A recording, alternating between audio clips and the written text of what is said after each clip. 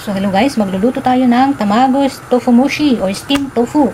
Ito lang ang ating kailangan guys. Ayan o, minced chicken. Pwede rin kayong gumamit ng minced pork. Ayan, garlic at saka onion. Siyempre, itong ating tofu. So ayan guys, maglalagay na tayo ng konting oil. Konti lang, ayan.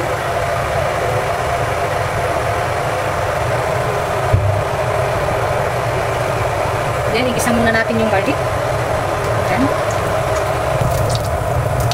Ayan guys, kapag lumabas na yung aroma, umabango na ang ating garlic.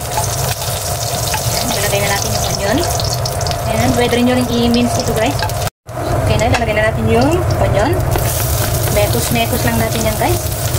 Hanggang sa maluto o translucent ang ating onion. Napakasimple lang ito guys, very easy ito. Ayan, huwag natin susunugin.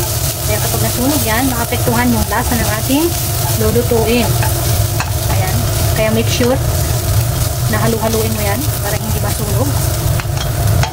Ayan, kapag okay na, ilalagay na natin ang minced chicken. Ayan guys, again, pwede kayong gumamit ng minced pork or minced beef. Ayan, then mekos-mekos lang natin yan hanggang sa maglito. If you like this video guys, please comment down below. If you are interested for more cooking tutorials, paki-subscribe na rin guys and follow, paki-like na rin. Ayan. Minarinate ko pala na yung chicken natin guys. Yung chicken natin ng soya sauce, soy sauce. Kaunting sesame oil. At saka pamintang durog. Ayan guys, kapag okay na, magdadagdag lang tayo ng konting sesame oyster sauce. Ayan, pwede. Ayan. Magdadagdag lang natin. Mekos. So, kailangan natin ng flour guys. Pagpalapot, lagyan lang natin ng konting warm water. Ayan.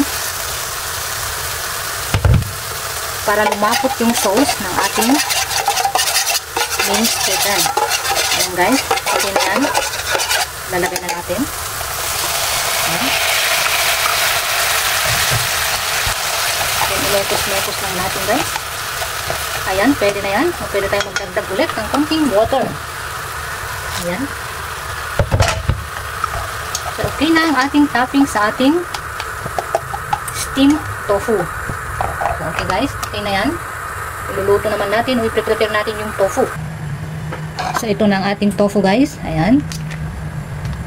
Lalagay lang natin dito sa ating plate. Ayan o.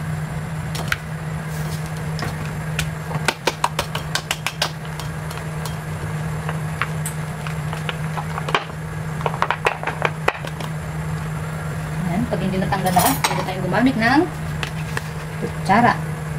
Ayan.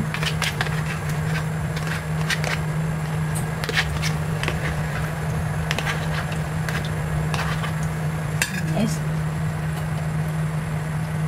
Huwag nyo nang hiwain dahil malambot naman ito. Ayan. So, ayan guys, saka natin ilalagay yung niluto natin kanina. Itong toppings. Ayan, ilagay lang natin dito sa ibabaw.